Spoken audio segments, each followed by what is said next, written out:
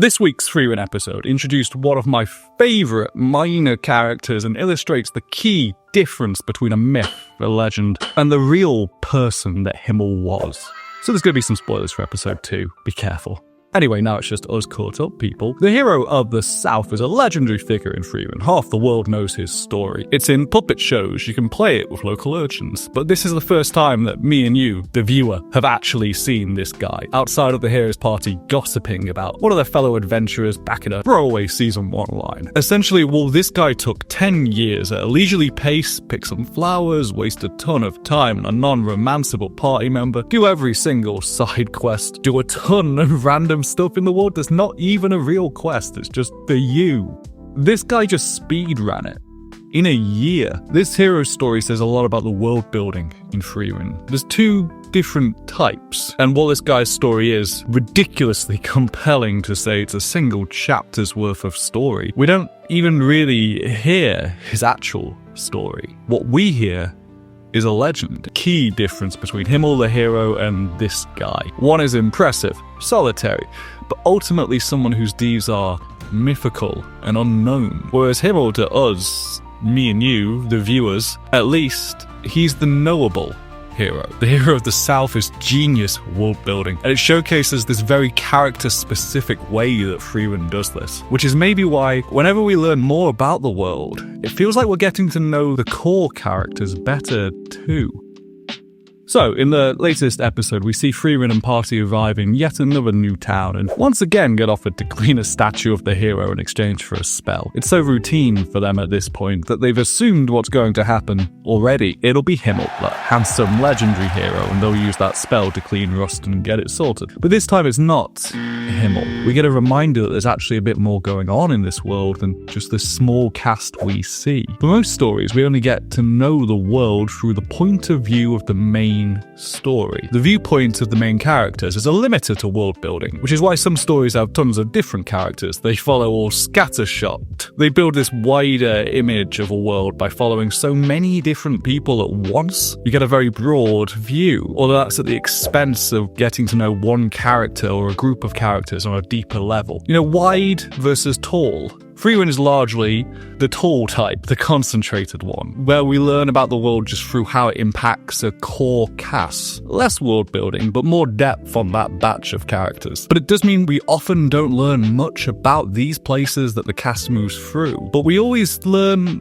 a little more about these people as they journey on, which means that things that massively change the world of Frieren and how we understand it, like the hero of the South, they have to be understood through how they interact with this party, their impact on this elf, and how they're changed for it. Only through that can we really understand how they've affected the world. But at first we get to hear the legend, the story children are told, and even play in this village, the story of the hero of the South. The first striking thing about this segment, and how it's done here, is that hero of the South puppet show. Yeah, they don't ride bikes or get puppeteered underwater or anything ridiculous like that, but it's such an unnecessary flair to accurately animate the puppets for this. There's been some really cool behind the scenes little bits around this too. Madhouse actually built puppets, even one that could dual wield swords so they could get these shots just right. It's also a lot bigger in the anime. In the manga, the story of the hero of the South is told a lot more traditionally. There's one panel of the puppet show, then we get to the actual flashback, which I think it's worth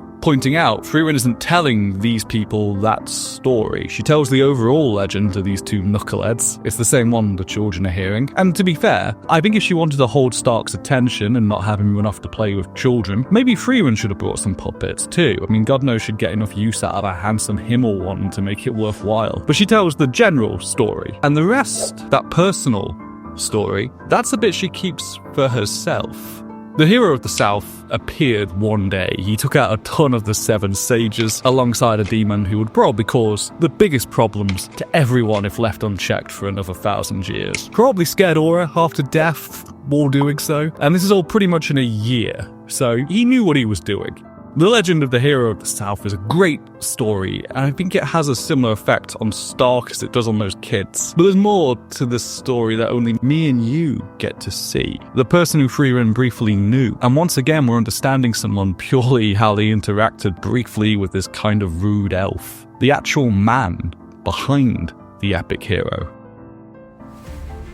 It turns out the hero of the South came to Frieren and tried to recruit her. This is where we learn the whole deal of him being able to see the future. It's a secret he tells Frieren and believes that she'll keep for him. And it's in flashback. It's not a story being told, because she did keep that secret. She hasn't included that he can see the future in her retelling to those two. Those details stay private. He asks Frieren to pass a message along to Himmel, who she hasn't even met yet. But we do see her do this in a scene that's an anime original bit, by the way. In the manga, he just tells her the message in the forest. And the way it's done here is a beautiful scene, one which makes Himmel kind of hard to read. There's some complex emotions being told through the cutting and the shots here. We get to see more raw emotion in Himmel reacting to that message than we really get from the hero, because it's kind of difficult to know the man who approaches Frieren here. He doesn't get through the right words, so we'll never really know him. There's a lot of parallels between the hero of the South and Himmel. I think the difference between the two adds a lot to Himmel's story and how the world is built here. And it starts with how we see the hero of the South as a whole, because we get to know Himmel personally, often, but we only really meet the hero of the South as this legend. I'm sure I'm not the only one to think of that trite phrase about old men planting trees, even though they'll never sit in the shade beneath it. Sometimes cliches work. It leaps to mind about why the hero of the South's sacrifice is so powerful. He was willingly throwing himself into a fight he knew he couldn't win, to get the future sight off of the table for future heroes. Himmel spent the rest of his life in the society that he helped to free. The hero of the South went a lot older. He was already middle-aged, and he believed he was just clearing a path. Having the conviction to save the world, knowing you'll never get to enjoy the freedom that eventually comes. Maybe that's why he grinded before even setting out. I mean, the hero does it in a year, while Himmel took his sweet time. The whole way is framed in here is to highlight this contrast between him and Himmel. We get the familiar, iconic scenes of how Frieren was recruited, something the series has revisited multiple times already. But now it's this man standing in Himmel's place, the shot trudging up to fight the Seven Sages. It's reminiscent of those limited shots we've had of approaching the Demon King's castle. It's another hero, yeah, but one who is remembered in some regions better than Himmel. But to us, he's a stranger. I mean, sure, a stranger who it turns out does some solo leveling style, one-man army aura farming, but a stranger nonetheless. We get to know Himmel. We learn of that sweet person behind the stories and how they actually lived. The guy who picks the flowers and helps the sheep.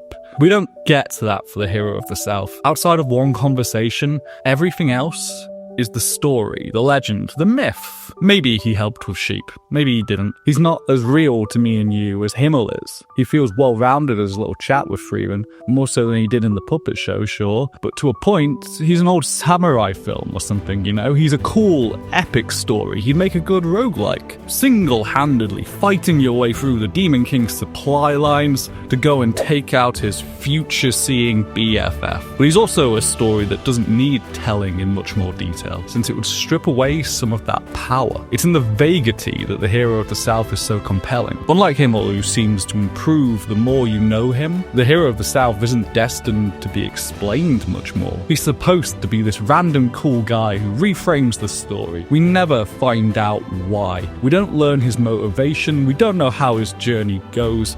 We just know he bodies a ton of high-ranking demons, real rip and tear until it's done shit, and then leaves, refuses to elaborate beyond a parting tease at the guy who he's seen getting the credit. And he exists to change that guy's story, to change Himmel's, to change Frieren's. It's this world building through reframing the core cast, and it does manage to flesh out the world a ton along the way. I'll say I kind of miss this panel from the manga though. It's the various heroes there are in this world beyond Himmel. But, you know, how it's done here is more in keeping with that focus, the way that Frieren does world building through its main cast. We only learn of his story as it affects these characters. So that's the one conversation he had with Frieren. Then he's a point of remembrance, which is one of the core themes of Frieren, given she's an elf who persists on. Frieren enjoys sharing time with those who also remember Himmel, but this is a village devoted to a different hero. In some ways, it helps flesh out that afterlife that the hero's party kind of exists in. There were more heroes. Some of them did great deeds, and you won't always be remembered Frierin's hometown could have had statues of this guy up too, for all we know. I mean, they're both from the south. How big is the south? Can't be more than 2 towns, right? They're probably from the same city. Does it matter if you're remembered? To this guy, probably. Yeah, probably. To this guy, though, he seems to have made his peace with that, at least in the one conversation we got to see him have. He ends up being memorialized quite well in some parts of the world, but seems to think he'll be forgotten, that his accomplishment will be to clear the path, and that's a noble enough thing to do. He could see the future. Maybe he just never bothered looking if he'd end up the subject of a Muppet show. He just saw what Himmel did after and left it there. Alright, so I'm not just talking about this one chapter. A lot of what's so important about this guy is how he reframes Himmel and Frieren and that party of heroes. The path that was cleared, that there were other heroes, that they were maybe even stronger, but they were lacking that exact combination of words to convince that Himmel managed to pull out. He clears the way for Himmel, but they do have something in common in that. There is a parallel between these two with unfulfilled goals. Throwing yourself into this journey knowing full well that you're not going to reach that ultimate goal. You're just going to chip away at it, to set things up for your goal to be completed, but only once you're not around to see it. They share that in some respects. They both had a goal. They both knew they'd fail at that goal. They both optimistically embraced the failure, aware they'll never really get to see the payoff. For the hero of the South, it's killing the Demon King. For Himmel, it's waking Frieren up. He clears the way, he does the work, and then once he's gone, it happens, and he has to miss that world. He just gets to know it'll work, but the future wasn't made for him. Plus, with that final message, Himmel gets to know the work that went before him, that there might always be a stronger hero, even if he takes down the king. The Hero of the South is a tragic story in a lot of ways. His sight didn't go far enough to even see he'd be remembered, but he did change the world, even in just clearing a path. Provided that's what actually happened, that is. Because one of the most appealing parts of the Hero of the South is the mystery. Who even knows what actually took place? Frieren didn't see it. She just got told about it before it even happened. All of these people just saw a puppet show, a fiction. Maybe they really are still fighting to this day with their equal future sight. In the real world, most legends turn out to be fictional, but Frieren's world doesn't have to be that boring. It can be a lot more fun, and this guy can be this insane aura farmer, since we only see him so very briefly, or see him through Frieren's party's eyes alone. That'll be all he is, as someone to admire, a story of selflessness to aspire to, a high watermark for heroics that you might never meet, and a dual wield so cool even the marionette deserves a Viking's funeral. That's probably just as impactful as seeing the actual man behind it, with all the flaws or selfishness or tragedy that comes with that. Hey, I've been Comfy Learn. Thanks for sitting through to the end screen or going to play Snowball Kids and forgetting it was running. I have no real way of knowing which of those two options it was. Alright, you can sub if you feel like it. Cheers.